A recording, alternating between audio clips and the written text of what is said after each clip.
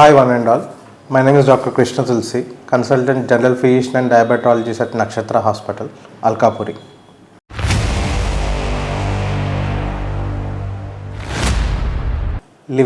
Liver అనేది మన బాడీలో ఉండే అత్యంత పెద్ద ఆర్గాన్. 1400 to 1800 మిల్లీగ్రామ్స్ దాని వెయిట్ ఉంటుందండి. లివర్ చాలా ఫంక్షన్స్ మన బాడీకి చేస్తుంది అండ్ ఇట్స్ అ వెరీ చాలా ఇంపార్టెంట్ ఆర్గాన్ అన్నమాట.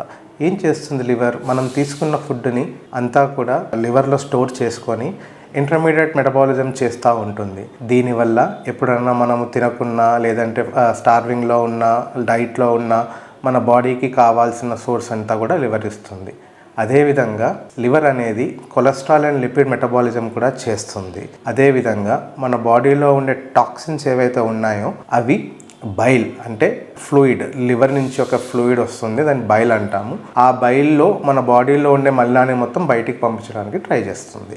అదేవిధంగా మనకి ఎంతో ముఖ్యంగా ఉపయోగపడే ప్లాస్మా ప్రోటీన్స్ అంటాము, లైక్ ఆల్బుమిన్, క్లాటింగ్ ఫ్యాక్టర్స్, ఇలాంటివన్నీ కూడా లివర్లో మ్యానుఫ్యాక్చర్ అవుతాయి. సో లివర్ అనేది ఒక మనిషికి చాలా ఇంపార్టెంట్ ఆర్గాన్. దాని ఫంక్షన్స్ వల్ల మనము మెనీ డిసీజెస్ అండ్ మెనీ ప్రాబ్లమ్స్ని అవాయిడ్ చేసుకోగలుగుతాము.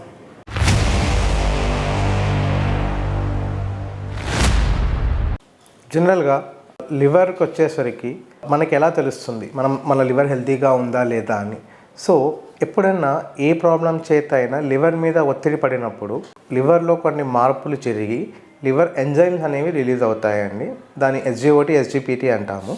వాటి ఎలివేషన్స్ని బట్టి చూసి దేనివల్ల ప్రాబ్లం వచ్చింది అనేది చేస్తాము. జనరల్గా లివర్ ఇంజురీని హెపటైటిస్ అంటాము. హెపటైటిస్లో రకాలు ఉంటాయి. Hepatitis A and hepatitis E. ఇది ఫీకో ఓరల్ కన్జంప్షన్ అంటే కంటామినేటెడ్ ఫుడ్ తీసుకోవడం వల్ల లివర్కి ఇబ్బంది అయ్యే డిసీజ్ అంటాము. In other words it is called as viral hepatitis, acute viral hepatitis అంటాము. అదేవిధంగా hepatitis B and hepatitis C అనేవి క్రానిక్గా మనిషికి ఉండిపోయే వైరల్ ఇన్ఫెక్షన్స్ అండి. సో ఒక పేషెంట్కి తన లివర్ బాగాలేదని ఎలా తెలుస్తుంది? మొదటిగా ఆకలి అనేది కొద్దిగా తగ్గుతూ వస్తుంది. పేషెంట్కి ఫుడ్ మీద తినాలి అనేది అనిపించదు.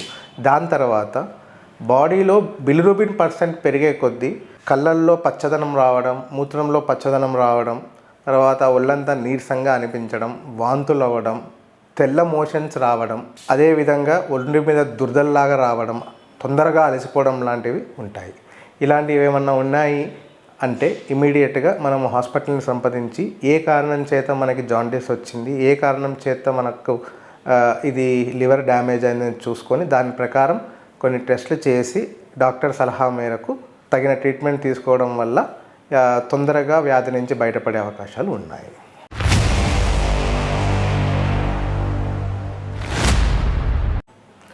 చాలామందికి ఎప్పుడు ఒక డౌట్ ఉంటుందండి, పచ్చకామెర్లు అంటారు, తెల్లకామెర్లు అంటారు. పచ్చకామెర్లు అంటే ఏంటి, తెల్లకామెర్లు అంటే ఏంటి? పచ్చకామెర్లు అంటే జనరల్గా viral hepatitis, acute viral hepatitis, hepatitis A and hepatitis E వల్ల వచ్చే జాండీస్ ఉంటుంది. అదేవిధంగా అక్యూట్ లివర్ ఇంజురీ జరగడం వల్ల, లైక్ సడన్గా బ్లడ్ ప్రెషర్ తగ్గిపోయి బ్లడ్ లేక లివర్కి ఏమైనా ప్రాబ్లం రావడం వల్ల రిలీజ్ అవ్వడం లాంటివి జరుగుతుంది. దీన్ని మనం అక్యూట్ వైరల్ హెపటైటిస్ అంటాము. అదేవిధంగా మన తెలుగులో చెప్పాలంటే పచ్చపసికలు అంటాం కదండి, అలా ఉంటుంది. Hepatitis A and E faeco oral contamination ద్వారా వస్తుందండి. అంటే బయట ఎక్కడన్నా అడల్టరేటెడ్ ఫుడ్ తిన్నా లేదా హెపటైటిస్ A అండ్ E ఉన్న వ్యక్తి తాకినవి మనం తీసుకోవడం వల్ల మనకి జనరల్గా వచ్చే ఇన్ఫెక్షన్ అండి. అండ్ దాన్ని ట్రీట్ చేయడం కూడా ఈజీ అండి. లివర్ని స్ట్రెయిన్ లేకుండా పెట్టి ఎక్కువ గ్లూకోజ్ కంటెంట్ ఇచ్చి అసిడియాక్సికోలిక్ యాసిడ్ అనే ఒక ఇది ఉంటుందండి, అది ఇవ్వడం వల్ల స్ట్రెయిన్ తగ్గి ఇట్ విల్ బి నార్మలైజ్డ్. అదే తెల్ల పసరికలు అంటాం కదా, హెపటైటిస్ B అండ్ C, ఇది ఎలా సంప్రదిస్తుంది, ఇది ఒక మనిషికి ఎలా సోకుతుంది అంటే హెపటైటిస్ B ఉన్నవారికి వాడిన నీడిల్స్ కానీ వాళ్ళ బ్లడ్ ట్రాన్స్ఫ్యూషన్ కానీ వీళ్ళకి చేయడం వల్ల ఆ వ్యాధి వీళ్ళకి సోకే అవకాశం ఉంటుంది. ఇంకొక ముఖ్యమైన కారణం ఏంటి అంటే multiple sex partners, hepatitis B ఉన్న పార్ట్నర్స్ తోటి సెక్స్లో పాల్గొనడం వల్ల కూడా ఈ డిసీజ్ అనేది వాళ్ళకి సోకుతుంది. సో తెల్లకామెర్లు అంటే జీవితకాలం మనతో ఉంటుంది అండ్ అది అలాగే ఉంటూ మన లివర్ని డ్యామేజ్ చేసుకుంటూ ఆ తర్వాత లివర్ సిరోసిస్ లేదా HCV అంటామండి, హెపాటో సెల్యులార్ కార్సినోమా అంటే లివర్ క్యాన్సర్కి దారితీసే అవకాశాలు ఎక్కువగా ఉంటాయి.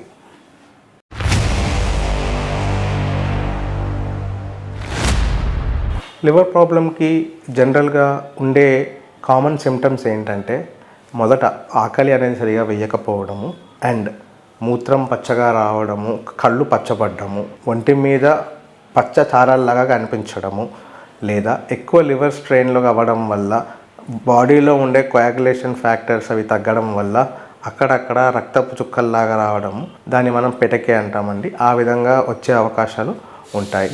ఆ తర్వాత దురదలు రావడము, ఈజీ ఫటిగబిలిటీ, తొందరగా అలసిపోవడము, ఇవన్నీ కూడా మనం గమనించదగిన సిమ్టమ్స్ అండి. ఇలాంటి సిమ్టమ్స్ ఏమన్నా ఉన్నాయంటే మీరు త్వరగా హాస్పిటల్ని సంప్రదించి దానికి తగిన ట్రీట్మెంట్ తీసుకుంటే మీరు ఎర్లీగా ఇన్ఫెక్షన్ నుంచి బయటికి రాగలుగుతారు.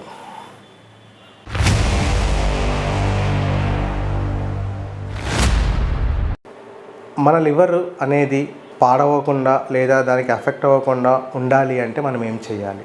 ముఖ్యంగా alcohol as a big role in that అండి. So try to limit your alcohol and if possibles please stop taking alcohol. అదేవిధంగా excessive sugars, excessive salts, excessive carbohydrates and adulterated foods, processed foods ఇలాంటివి ఏమున్నా కూడా, ఎందుకంటే food మనం తీసుకున్న ప్రతిదీ మన లివర్లోనే స్టోర్ అవుతుందండి. అక్కడి నుంచి లివర్ బాడీకి కావాల్సినప్పుడు అందిస్తూ ఉంటుంది. అందుకని స్టోరేజ్ అంటాం అనమాట, స్టోర్ హౌస్ అనమాట. సో ఈ స్టోర్ హౌస్కి మనము అన్నీ తీసుకున్నాము, మనం అన్నీ అంటే దానికి హాని చేసేవి కూడా తీసుకుంటున్నాము అంటే అది ఇబ్బంది పడుతుంది. సో ఎప్పుడైతే దానికి ఇబ్బంది పడుతుందో ఆటోమేటిక్గా అది ప్రాసెసింగ్ తగ్గిపోయినప్పుడు దాని నుంచి వెలువడే సిమ్టమ్స్ మనం ఆల్రెడీ ఇందాక చెప్పినట్టుగా ఒక పేషెంట్కి ఆ విధమైన లక్షణాలు వచ్చే అవకాశం ఉంటుంది.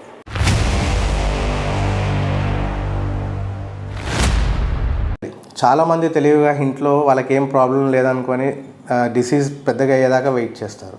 సో అలాంటి వాళ్ళ కోసం నేను ఏం చెప్పదలుచుకున్నాను అంటే లివర్ మంచిగా ఉండాలి అంటే ఫస్ట్ మీ ఆల్కహాల్ ఇంటేక్ని తగ్గించేసేయండి, మీ షుగర్స్, సాల్ట్స్ తగ్గించేసేయండి, అండ్ హై ప్రోటీన్ తీసుకోండి, రెడ్ మీట్స్ అవాయిడ్ చేయండి, ఫ్యాటీ మీట్స్ అవాయిడ్ చేయండి, జంక్ ఫుడ్ అవాయిడ్ చేయండి. ఇవి అవాయిడ్ చేయడం వల్ల మీరు లివర్ మీద పడే స్ట్రెయిన్ని తగ్గించడం వల్ల అవుతారు. సో దానివల్ల లివర్ అనేది ఎఫిషియెంట్గా పనిచేస్తుంది. సో ఎక్కువగా వాటర్ తాగడము, ఎక్కువగా ఫ్రూట్స్ తీసుకోవడము, ఎక్కువగా ఆలివ్ ఆయిల్స్, అంటే జనరల్ గ్రౌండ్నట్ అండ్ సన్ఫ్లవర్ కాకుండా ఆలివ్ ఆయిల్స్ వాడడము. ఎందుకంటే all this జంక్స్ and all will lead to fatty liver అండి. ఒకసారి ఫ్యాటీ లివర్ వచ్చిందనుకోండి, ఫ్యాటీ లివర్లో కూడా స్టేజెస్ ఉంటాయి. It keeps on progressing. చాలామంది ఏమనుకుంటారంటే మందు తాగడం వల్ల లివర్ పాడవుతుంది అనుకుంటారు. ఒకప్పుడు కాన్సెప్ట్ అండి అది. There are 2 more things called as NASH and NAFL now. NAFL అంటే non alcoholic fatty liver disease. ఇది మగవాళ్ళలో ఆడవాళ్ళలో ఎవరికైనా రావచ్చు. అండ్ నాష్ అంటామండి, non alcoholic steatohepatitis, fatty liver అండి. This is also possible to any human being. So లివర్కి మనము కరెక్ట్గా సప్లై ఇవ్వకుండా లివర్ నుంచి వెలువడే ప్రాబ్లమ్స్ని మనం గుర్తించలేకపోతే ఎవెన్చువల్లీ ఇనీషియల్గా ఇట్ స్టార్ట్స్ విత్ హెపటైటిస్ అండి. దాని తర్వాత it go to steatohepatitis, then fibrosis and then it land into cirrhosis అండి. సిరోసిస్ తర్వాత there is high chance of cirrhosis converting into hepatocellular carcinoma. So జాగ్రత్త వహించండి, alcohol తగ్గించండి, మీరు తినే ఫుడ్లో జాగ్రత్తగా షుగర్ అండ్ సాల్ట్ క్వాంటిటీ చూసుకోండి, మీ లివర్కి తగినంత ఇంపార్టెన్స్ ఇచ్చుకుంటూ వాటర్ బాగా తీసుకుంటూ ఉండండి.